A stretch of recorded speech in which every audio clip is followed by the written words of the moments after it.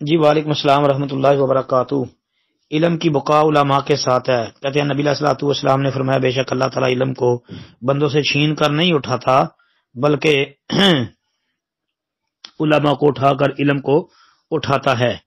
لہذا جب کوئی عالم باقی نہیں رہتا تو لوگ جاہلوں کو اپنا سردار بنا لیتے ہیں اور ان سے مسائل پوچھتے ہیں، لہذا وہ بغیر علم کے فتویٰ دیتے ہیں اور خود بھی گمراہ ہوتے ہیں اور دوسروں کو بھی گمراہ کرتے ہیں۔ جامع البیان 180۔ اچھا جی، کہتے ہیں جی تحقیق فرما دیں۔ جی تحقیق یہ ہے کہ یہ حدیث بالکل صحیح ہے۔ صحیح بخاری کتاب العلم دیکھیں، حدیث نمبر 100۔ صحیح بخاری میں حدیث نمبر 100 ہے۔ حضرت عبداللہ بن عمر بن عاص رضی اللہ تعالی عنہ سے مروی یہ روایت ہے۔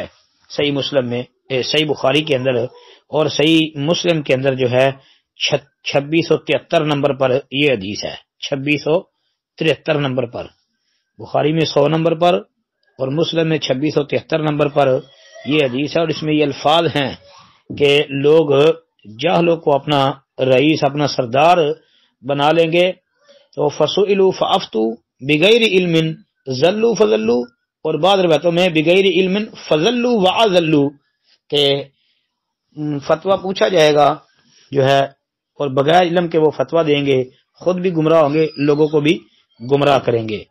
تو یہ حدیث بالکل صحیح ہے جی۔ السلام علیکم ورحمۃ اللہ وبرکاتہ، اور بخاری مسلم کے علاوہ کتابوں میں بھی آتی ہے۔